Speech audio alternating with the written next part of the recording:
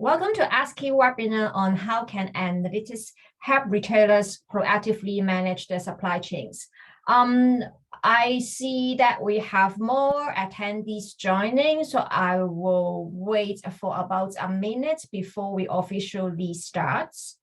Welcome everyone, and I want to do a test. If you can hear me, can you raise your hand? You will see there is a raise hand button at the bottom. Okay, I see that. Perfect. Thank you very much. I hope you all are having a great day. My name is Heidi Chow. Because we're waiting for all the attendees joining, so I just want to introduce myself. Some of you recognize my name through emails contacts. I'm the head of business operations for ASCI.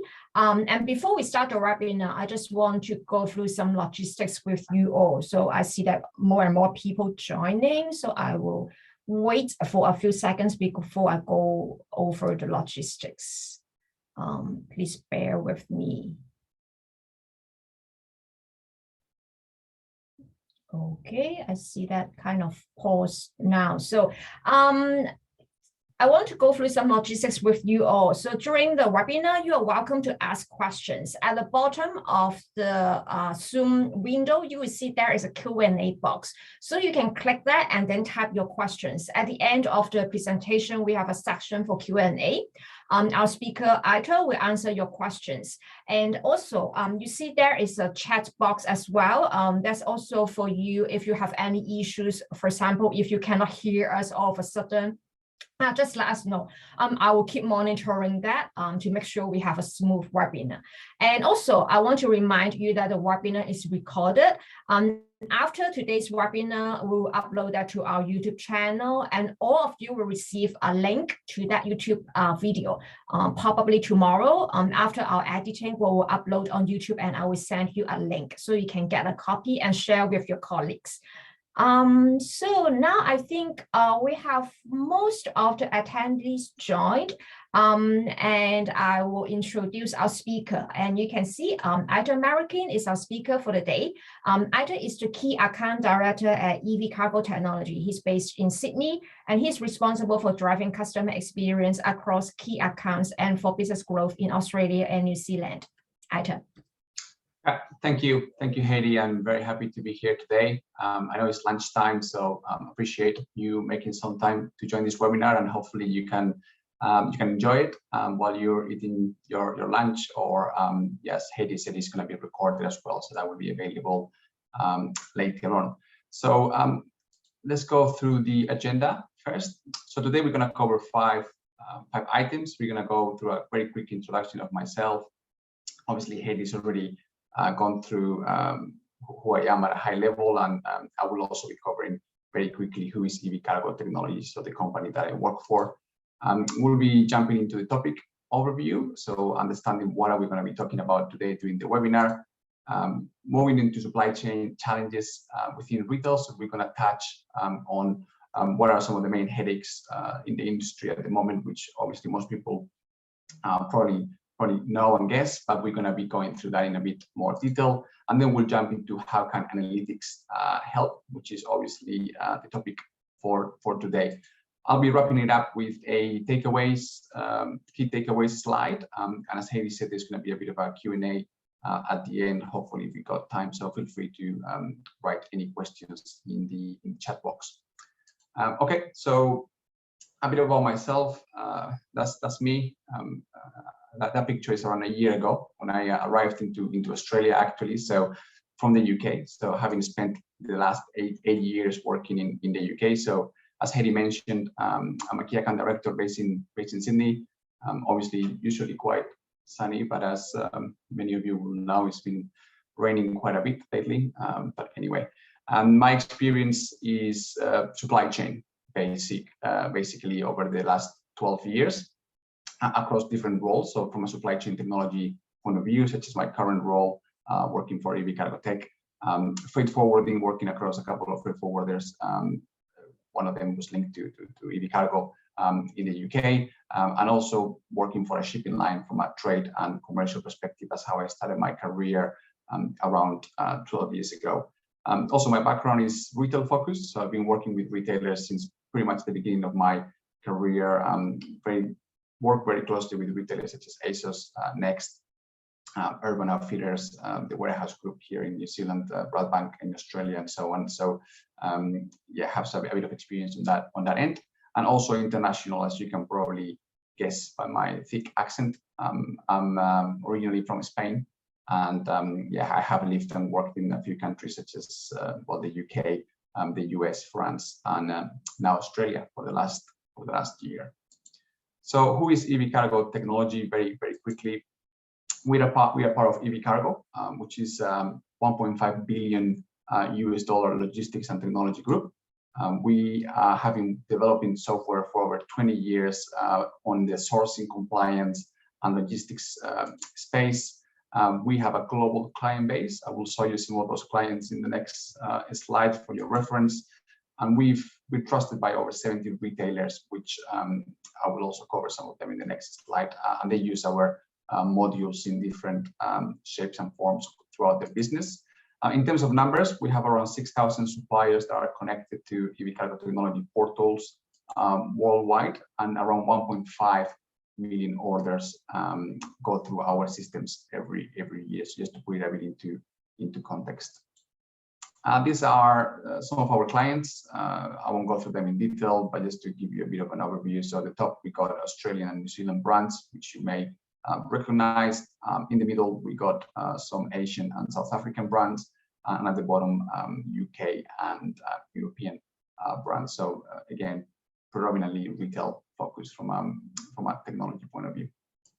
Okay, so if we jump into today's topic, before we jump into analytics, one of the main questions to answer is, well, information, right? So information is everywhere, and the question is, how do we make the most of it? So we live in a digital age in our personal lives where we have information at the palm of our hands. Location information is available 24/7 from delivery, takeaway. We know what the driver is at every minute. We know the weather forecast. We know the news. We have so much information. We are very lucky as a generation to have such a wealth of data. To put it into numbers, in 2020, the total amount of data created, captured, and copied was around 44 trillion gigabytes globally. So this is obviously a number very difficult to put into context, but just to I guess explain the size of data that's around us every day. Obviously, this is in generic terms in our personal lives, but when it comes to supply chain, this is also true in the way that we have a lot of information and data around us, and a lot of issues and inputs of operational problems that we need to process. So if we look at things from a retailer's point of view, on one hand, we got operational factors affecting our supply chain. So, for example, COVID-19, everybody knows about it in a lot of detail. There's no need to explain all of the challenges that COVID-19 has created.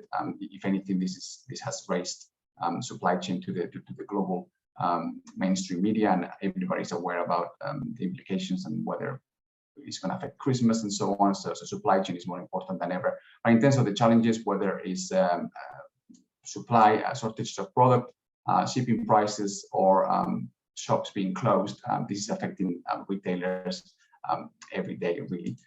We also got supplier and carrier delays. This is not new at all. This has been around even a long time before COVID-19, whether there is a carrier shipping line being delayed, or whether we have a specific supplier that's late to hand over some cargo. That's something that retailers have to deal with on a constant basis as well. Port disruptions as well, nothing new, whether it's a crane being down in India, or fog affecting operations in China, or port strikes in Australia. Port disruptions also have a major impact on our supply chain. But not all factors actually that retailers face are external. Some factors are internal as well. For example, changing intake targets. So whether there is a specific type of weather, for example, we know this summer now with La Nina coming, it's going to be a particularly cold summer, perhaps. So retailers will be changing their shift as to what kind of product they need. And even though we were expecting potentially to be selling dresses, we may be having to sell something a bit thicker, for example, because of the weather. So in changing on intake targets, that's something that happens all the time. And obviously, weather is just an example. And the other item is evolving priorities. So whether it is a new warehouse being opening, a new store, or a key campaign, or a new brand, there's always going to be some shipments, some orders, and some level of priorities that will be moving around as a retailer. So that's on one hand operational factors, but obviously we also have access to a lot of data. So that data, whether depending on each retailer, whether it's a spreadsheet, a simple system, a very complicated system, retailers do have access to different levels of data available through different ways to them.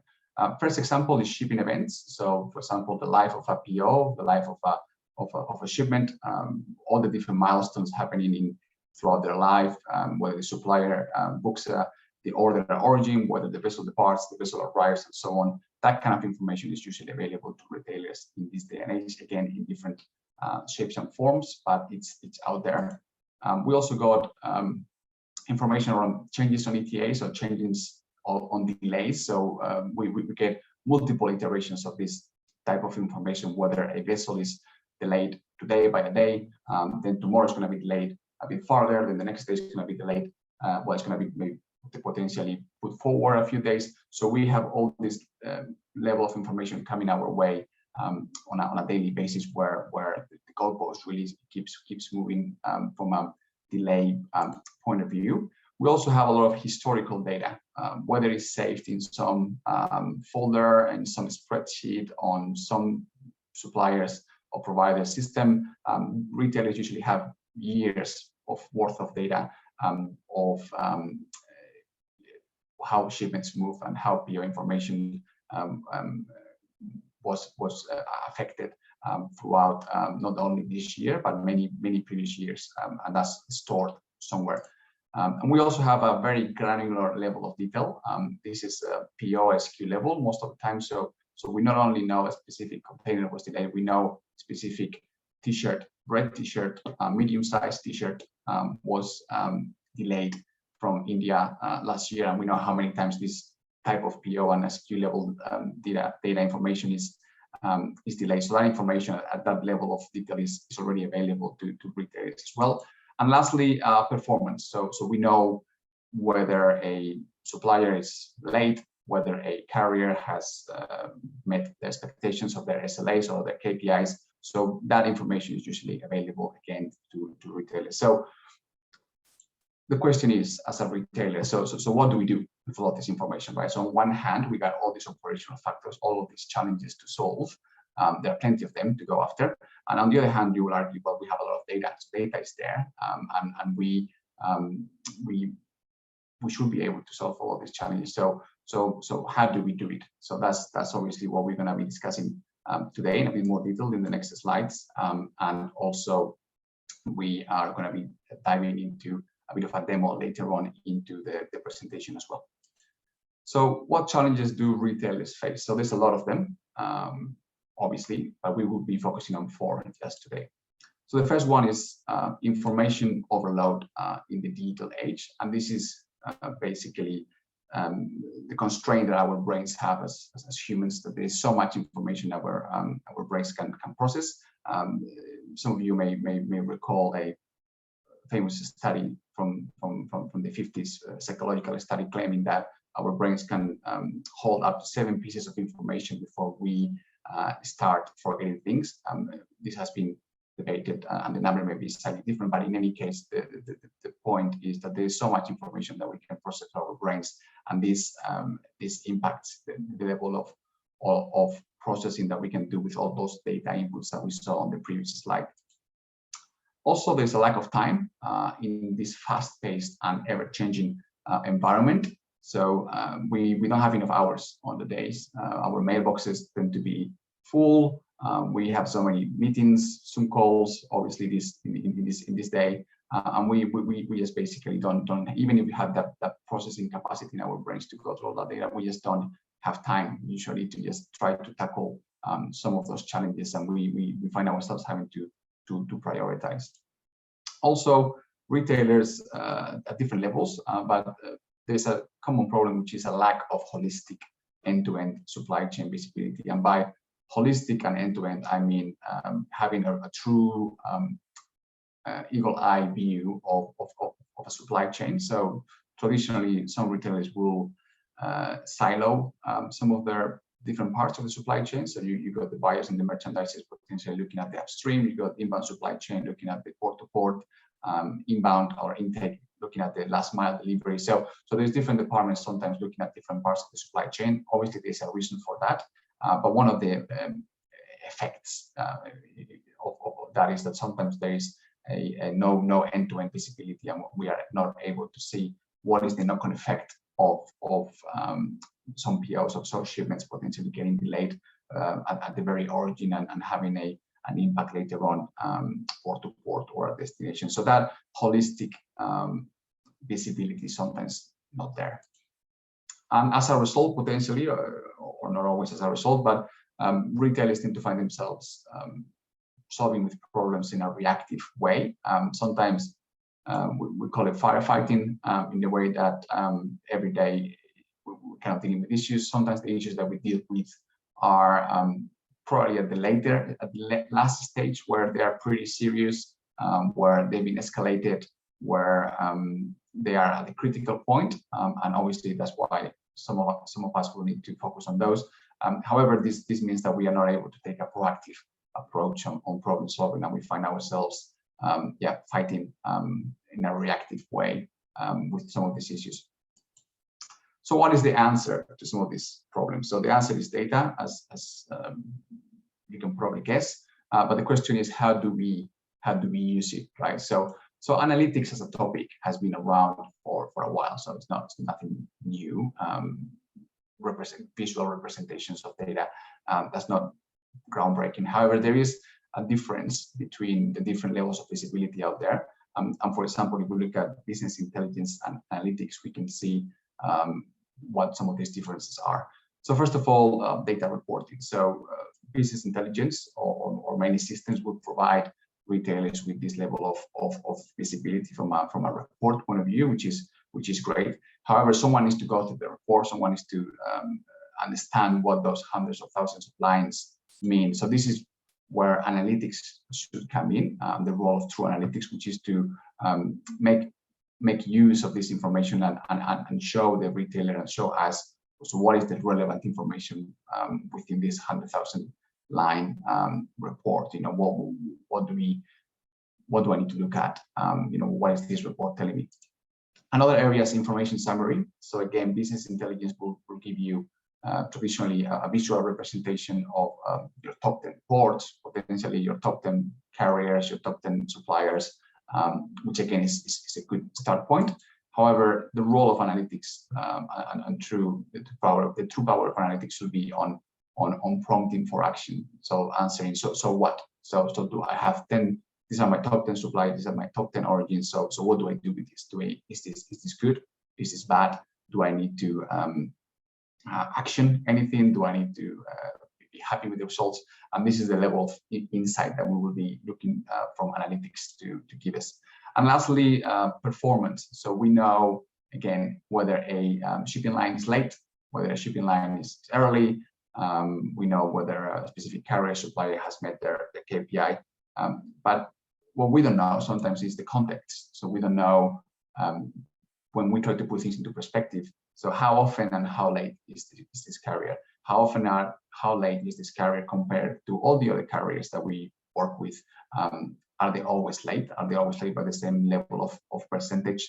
Sometimes, especially in this day and age with COVID, delays are the norm. So understanding what does this actually mean? So supplier being late and by how often and how much, this is again one of the areas that analytics should be able to provide from a strategic focus point of view. So how can analytics help? So first of all, going back to one of the problems that we discussed before is providing a holistic visibility. So this is connecting the dots from the beginning to end, and this means being able to see the knock-on effect of what some delays at the very origin will cause on your supply chain, which means that if a supplier hasn't raised an order in time, or if a supplier hasn't handed over the cargo on time, this is not only going to miss the vessel, but it's going to miss your intake targets, and this is going to miss your launch of your new product. So not only focusing at the point where potentially it's a bit too late to solve, but trying to have that really end-to-end visibility to understand, how everything interconnects, and if something goes wrong at the origin, or at any stage of the supply chain, there is options to look at and put it all into perspective and context. Next one is interpreting the data. So finding meaning within vast amounts of data, and this is giving you the insight into the information that we have, and to find those efficiencies, we need to understand where we need to look. So we need information that is relevant to our business, and information that is actually meaningful. So providing those insights that are specific to your business and specific to the problems that you're facing, that's something that analytics will be able to help us with. Also focusing on what's important. Going back to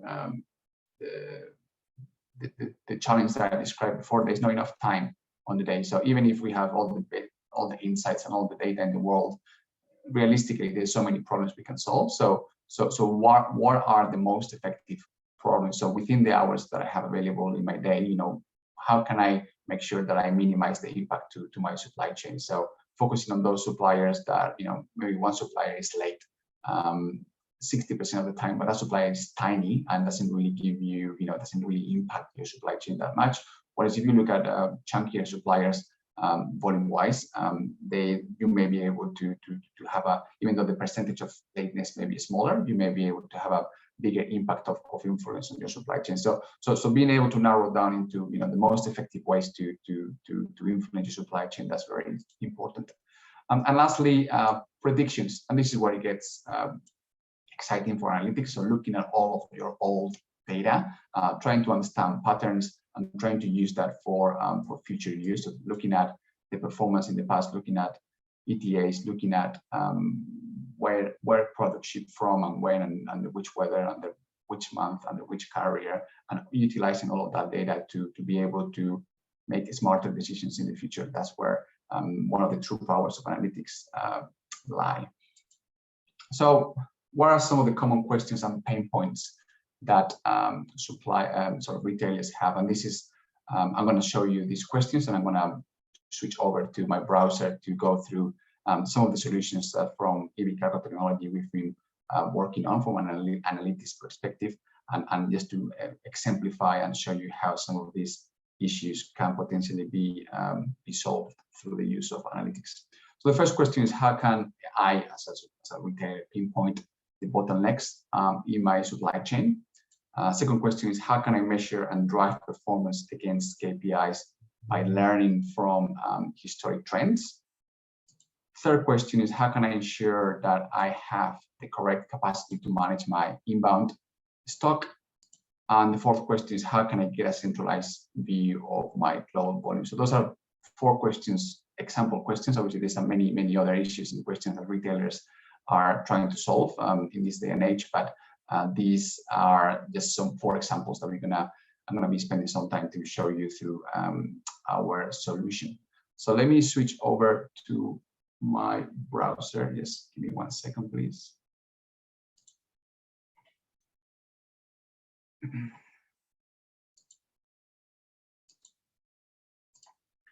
if you don't mind, I'm just gonna refresh all of the views, because there is a chance that while I was speaking, some of them maybe may have not gotten refreshed. So just 1 second.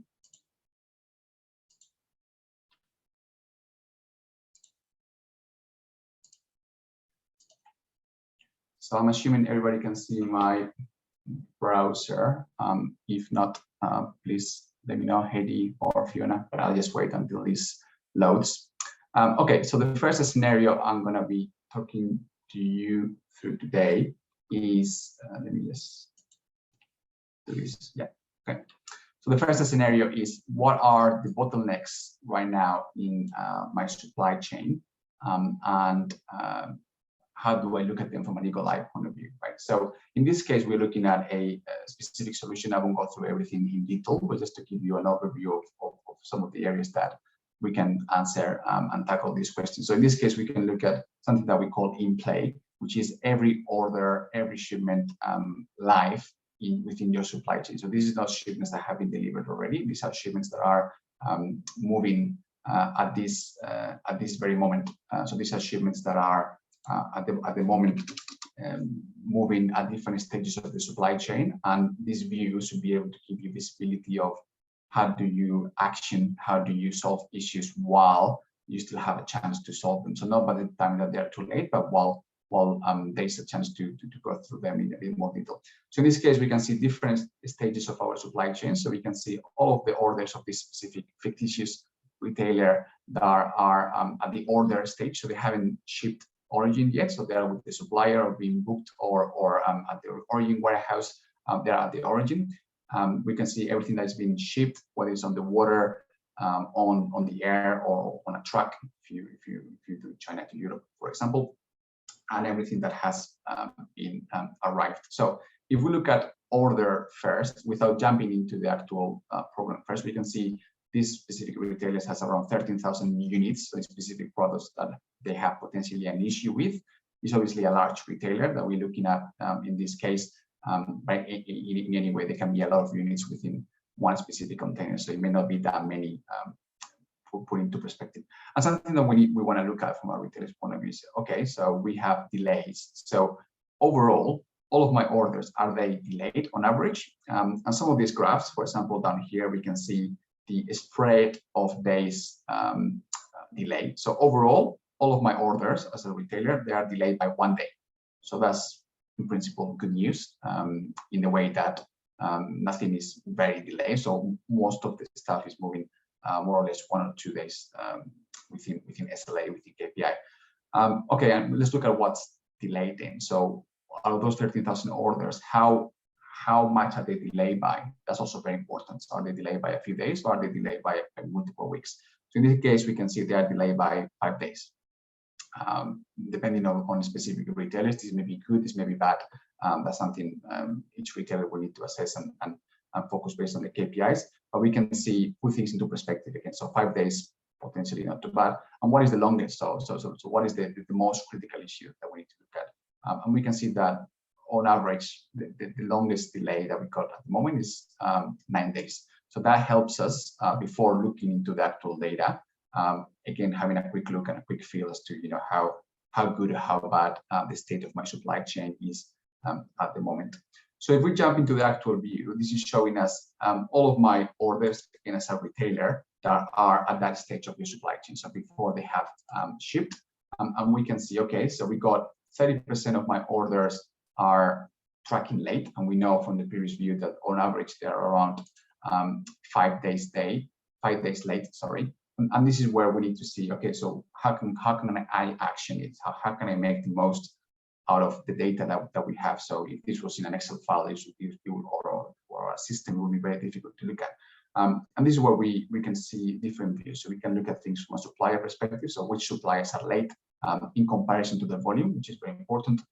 Which origins are late? Is there any specific origin that we are aware from a supply chain perspective that there are manufacturing delays or there are problems at origin? We can look at that, and we can look at destination. You may argue destination may not be a factor for delays at an origin stage, but potentially depending on where you're going, some of your orders may have a delay. And we can see how late some of the orders, individual orders, are by in comparison with the PO quantity. So we can see how we can influence some of those orders. So in this case, if we look at specific suppliers, we can see, okay, well, supplier 37 has the most volume, has around 429 orders late. Is it worth focusing on this supplier first, or shall we tackle one that has potentially bigger delays? So if we click on supplier 50, for example, on average, this supplier is 3 days delayed, which is not too bad, I guess. But 70% of the orders are late. So this is potentially an issue, right? So this is the chance for us to, as merchandisers within a retailer, or buyers to pick up the phone or send an email to a supplier and say what's going on here. We need to solve these delays because this is going to have a knock-on effect later on in the supply chain. And we can have a level of visibility at a line level, so we can see how late some of the orders are. So in this case, we can see 9 days, and we can also look at which ones are having the biggest impact based on the volume. So in this case, 9 days delay for this specific product, and how many units in this case, 185. So this is obviously one supplier coming from Rabat, Morocco. So only one origin from that supplier, but we can also look at whether there is any trends from a specific supplier point of view at an origin level. So if we click on all the data that is late, all of my orders that are late, we can see, we can look at origins, for example. So we can see the big majority of our volume that is late is actually in 3 origins: Istanbul, Rabat, and Shanghai. So again, do we know whether there's any specific issues with these origins, in which case it may justify some of the delays? If not, this is a warning for us to action and see, okay, we need to look at this very urgently because there is a potential issue here. So that is one part of the supply chain, and I won't go through every single part, but just to show you an overview. This is a apologies, wrong view. This was the last mile. So I'm going to show you the port-to-port view as well.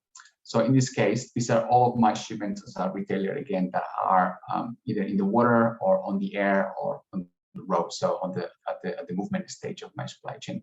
And again, we need to understand, okay, so what can I do to influence, to remove delays, right? So how can I interpret this data? So in this case, around 20% of my orders or shipments in this case are late. Obviously, in this environment with COVID, these delays are the norm, but we need to identify, okay, do we have any carriers in this case, in shipping lines that are the latest by the most, and do we need to do anything with those specific lines? In this case, most of the lines are conveniently late by a similar percentage, so it doesn't look like there is a specific carrier. This is already an insight if this data was real, in the way that you can see that most carriers are actually late by a similar percentage, which means that well, you may accept or not accept that that's potentially a industry norm at the moment, but being able to benchmark against different carriers will be able to give you that level of visibility and intelligence that you can use to influence decisions.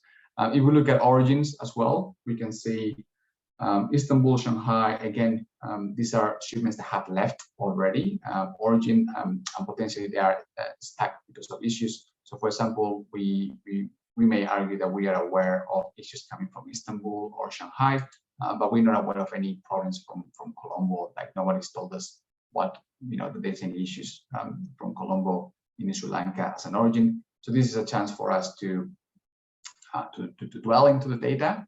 Everything within analytics, obviously, you should be able to download, and you should be able to look at the different data and to be able to pull that at a shipment level.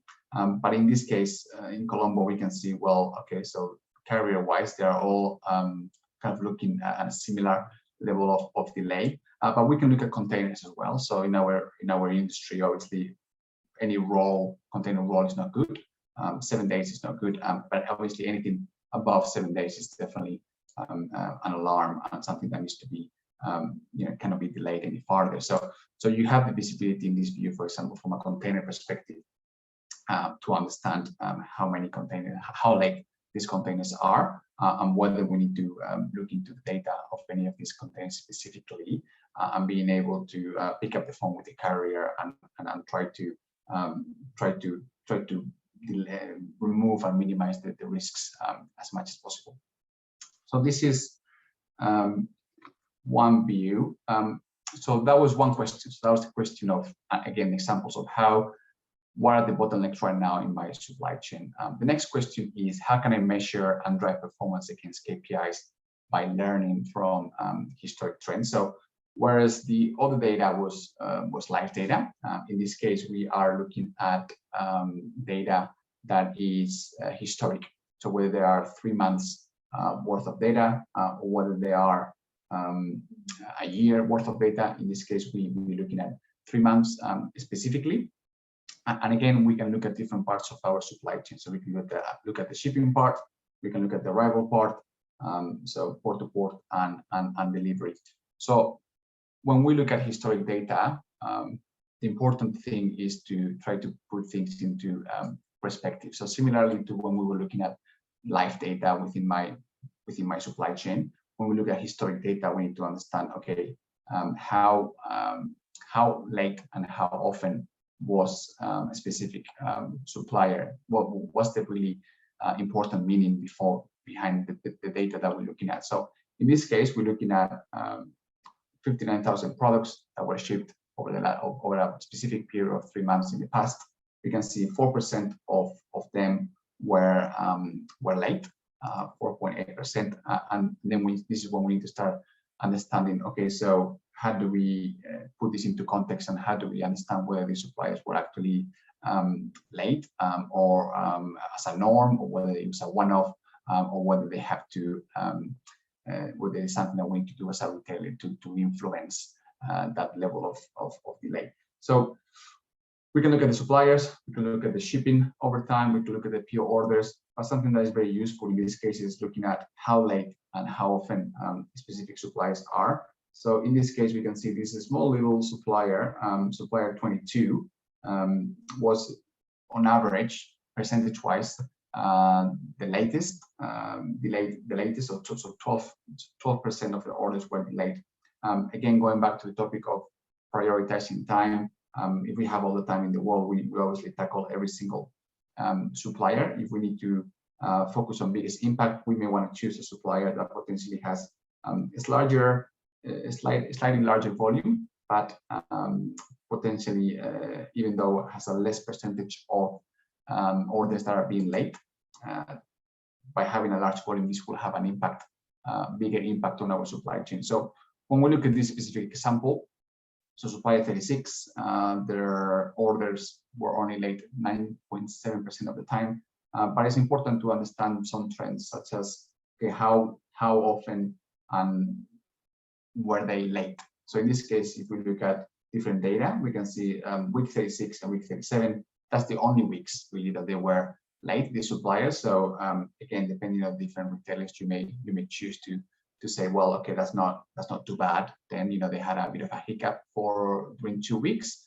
but overall, they doesn't seem to be a continuous, doesn't seem to be a problem every week. And this is, again, why it's important to look at data and put it into perspective, because if you look at a supplier that is 10% of the time late, which may or may not be a good enough KPI or SLA number, in this case, you can put things into perspective and understand, well, actually, they were only late for a couple of weeks, in which case you may be able to look into different suppliers, for example. And you can look at the orders, right? You can look at and understand how late the orders were, and understand whether there is any orders that were very, very late or very, very early, and again, put that into perspective. Also, trying to answer the same question, so how can we measure drive performance against KPI? If we look at a similar view, but also looking at historic data, so this is where we're seeing the port-to-port performance of my supply chain over the same period of time, so 3 months in this case. So we got, again, multiple carriers which were late conveniently at a similar percentage, which, as we said before, that's on itself an insight and an important level of data that we need to look at. And again, how late and how often we need to look at specific carriers. So if we pick, for example, carrier 14, which seems to be the carrier with the largest percentage of orders being late, we can look at the trends and we can see and understand whether this is an actual issue or not.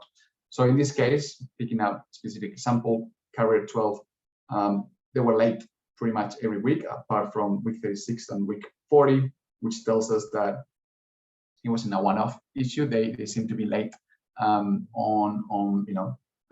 regularly every week. So that's some information that we can use when we try to have reviews with the carriers and try to understand was the performance good or not. We can also look at different containers, how late they were by. So in this case, 14 days, 13 days, 10 days. So all the different levels of delays, I guess, are available in the data, and that's something that we can have in handy when we are reviewing historic data. So if I move on to the next slide. So it's not a slide, but this is the next scenario, which is how can I ensure that I have the correct capacity to manage my inbound stock. So in this case, I'm a retailer, and I'm looking at my next 4 weeks. So we are seeing like a 1.9 million units coming in into my warehouses, and this is a 77% increase compared to the last 4 weeks. So there are some big weeks coming up. Maybe a specific event like Black Friday or Christmas or anything else. So we may be aware of it, or we may not be aware, in which case we need to plan. So this insight is about how do we ensure that we have the right level of capacity, and how do we deal with any potential problems that we have with the volume that's coming in over the next few weeks. So in this case, we're looking at an example. We are a UK retailer in this case. We can see one question is, okay, what is the value of the cargo coming in over the next few weeks? Because sometimes it's very important to look at we may have targets, intake targets by value by week, as to how much money we need to process through the warehouse when it comes to different products. So that's a view that we have available right here. We can change the currency to show US dollars, Australian dollars, or whatever it is. It's also very important for us to understand the breakdown of mode, whether we have air freight coming in or road freight. Some retailers may prioritize air freight into their warehouses. So this view is quite useful. And then when we look at the DC forecast by warehouse as well, we need to understand, okay, so as of what I got right now coming in, do I have enough capacity into what's coming into the warehouse? So this is where we start applying some of the smart logics and smart insights to understand what's coming in based on what's being booked, but also based on what's being forecasted. So analytics will have the power to make assumptions based on historic trends and based on potential milestones that haven't been achieved yet. So whether a shipment hasn't been DC booked yet, we should be able to have the power and the ability to project what kind of level of bookings we can expect based on historic data and based on what's on the water at the moment. So in this case, we can see warehouse 3 based on the forecast or forecasted data, not just the latest milestone. We can see it's about to run out of space. Yesterday was actually showing going above capacity, so 3% above capacity, in which case we need to look at, as a retailer, ways to prioritize our data and ways to prioritize our incoming volume as well. So this is one insight. And the other insight, before I move on to the next view, is ETAs. So retailers will ask themselves, so is the volume actually going to come in, right? So, okay, this is the forecast, but what do we know from previous data? So in this case, we can look at predictive ETAs, which analytics should look at not just the ETA that the carrier is giving us, but also trying to focus on what have we learned based on previous experiences. So based on previous port-to-port performance, what do we expect is going to be the performance of the carrier? So in this case, we can see the different destination ports in the UK, different volume, and we can have a quick comparison between what is expected by the carrier ETA versus the prediction. So in this case, for example, for next week, assuming we are looking at next week fictitiously, we have some orders that were supposed to come on the 7th, but actually the predicted ETA is telling us that they're going to come later. So we should plan for them actually to come the following week and reserve our space this week for all the cargo, because based on historic data, it's likely that those shipments will not be coming.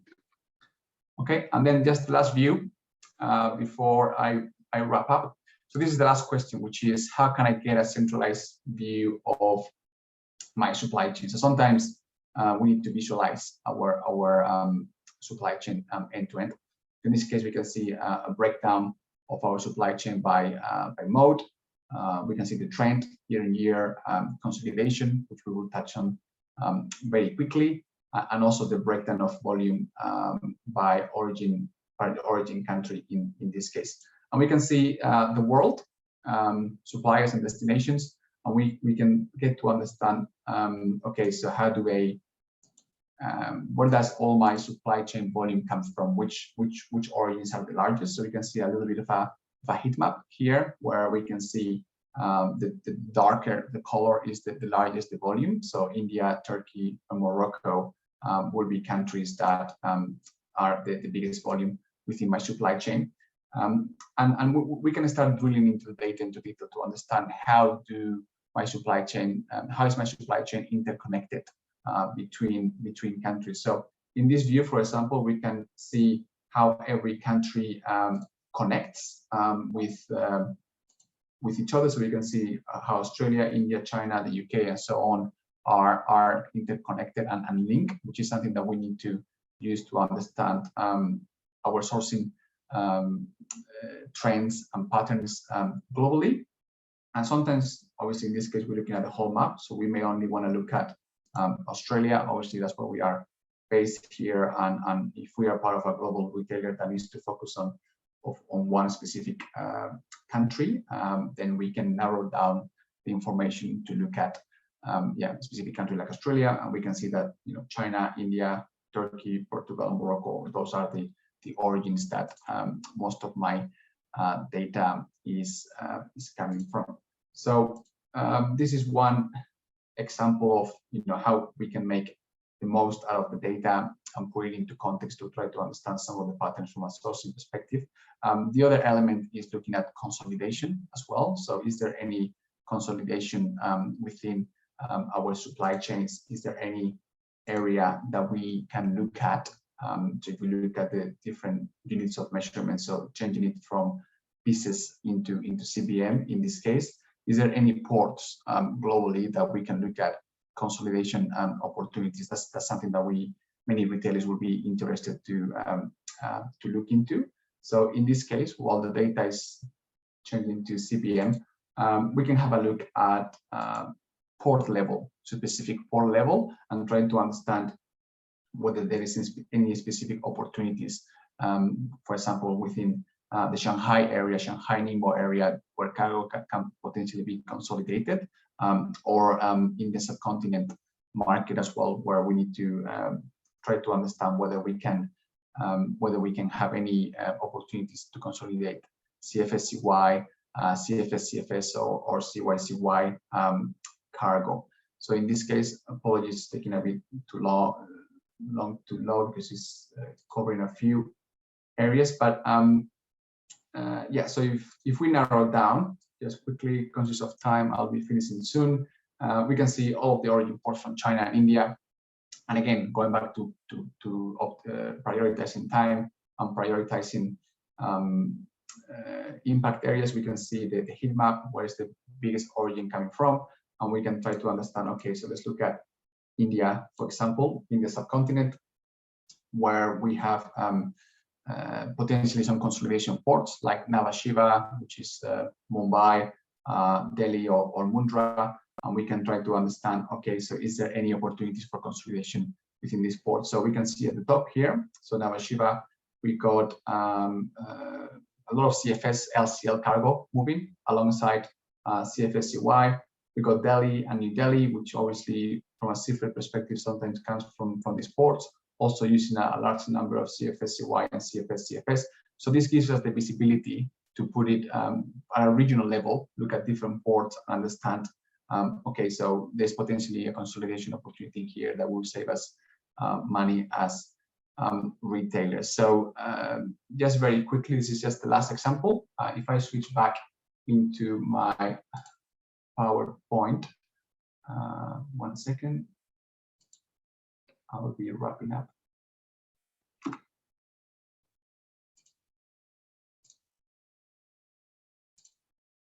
Okay.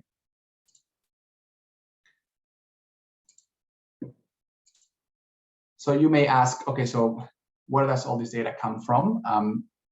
Different retailers will have different systems, but in this case, from evCargo tech point of view, we have underlying modules across multiple clients globally, where they will be tracking this level of milestones within the systems, and all of this data will flow into analytics to provide some of the views that I've shown you over the last 20 minutes or so.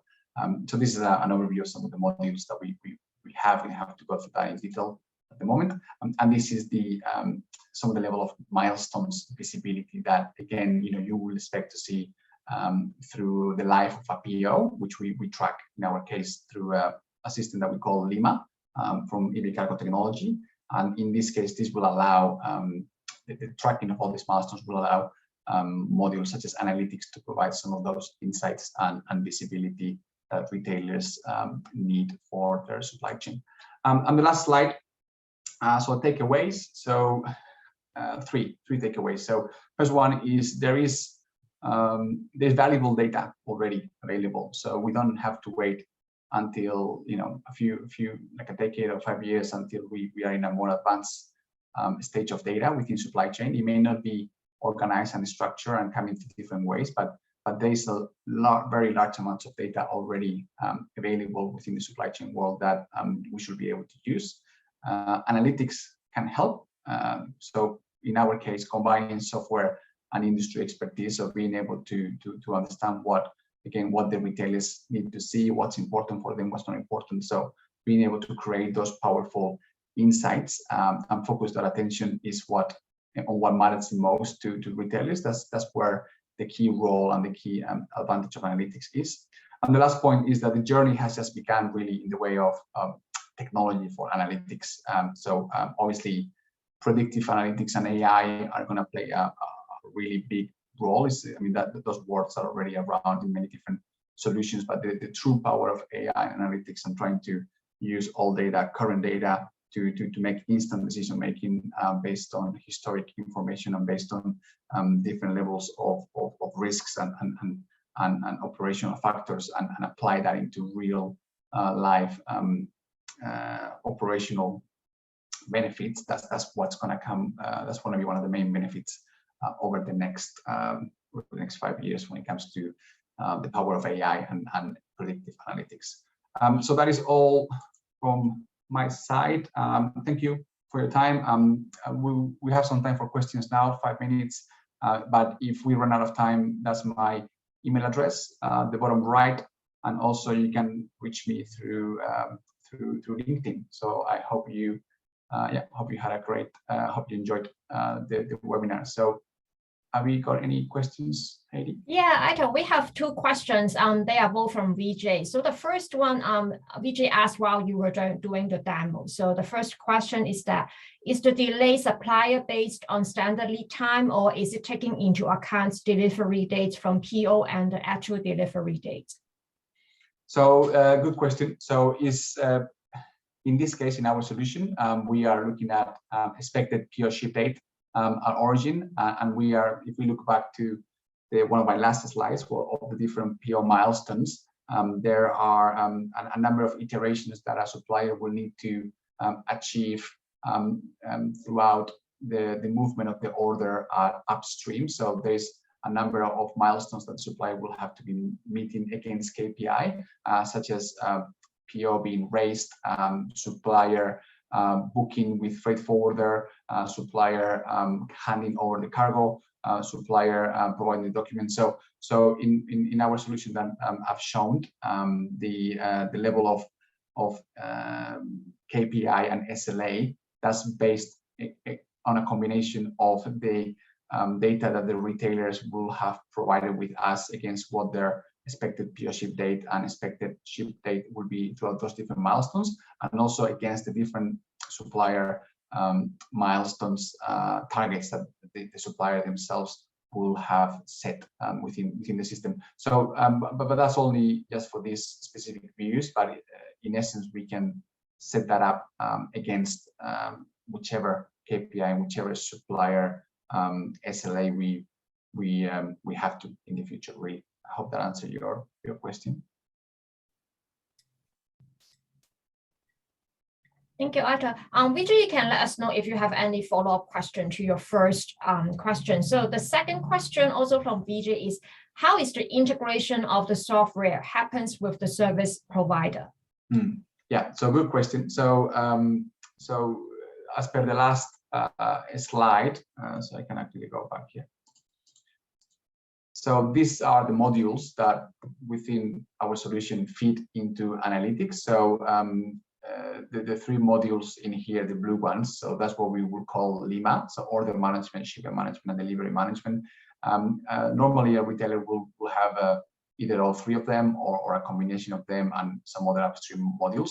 But it will be these modules that are integrated with the carriers, with the freight forwarders, with the third-party providers. So there is integration, different ASN levels of integration from origin to end with all third-party providers and all suppliers throughout these modules. And then that information within Lima, in this case, or all the different modules will feed into analytics. So at the moment, we don't have a integration going directly with third-party providers into analytics. It goes through different modules, and then those modules will feed in that data into our analytics module as well. So that's how we connect with third-party providers, and we do that across all of our clients. Have different levels of integration with different shipping lines, different carriers, and different freight forwarders, and that data will be available within Lima. And if we look back into some of the previous views that I've shown within analytics, you can also look at the performance of the different freight forwarders, right? So if a retailer is looking at the different performance and holding data across different freight forwarders, that can be compared and analyzed through our analytics solution as well. But yeah, integration is done through the modules and feeding into analytics. And yeah, I hope that answered your question as well. Thank you. And then we have the third question, and I think that will be our last question given our limited time. So the last question, that's from David. Can you recommend a way or certified courses for supply chain professionals to gain knowledge on data analytics that they can apply in practice? Okay, I don't have any courses on mind. I mean, we have a pool of talented people within tech that obviously have worked on analytics and know all about it. So potentially as a follow-up question, if I can check internally, and then I can maybe if you drop me a note, an email, or a message on LinkedIn, I'll be happy to provide you with some resources on what the team recommend. I could guess some on the top of my mind, but I would rather check with the technical team within tech, because I think they will have the best knowledge. So yeah, I'm happy to follow that up for you internally and give you some insights. Okay, so I think that's all for today. 1 minute left. So yeah, I hope everybody enjoyed the webinar, found it useful. If you have any questions, please do reach out to me on my email or LinkedIn. I'll be happy to cover them, or any conversations. If you are down in Sydney, we can meet up for coffee if you like. But otherwise, yeah, happy to have any conversations or discussions that you want around analytics or any other area related to supply chain technology. So thank you all for your day. Hope you have a great rest of the day. And yeah, thank you. Bye.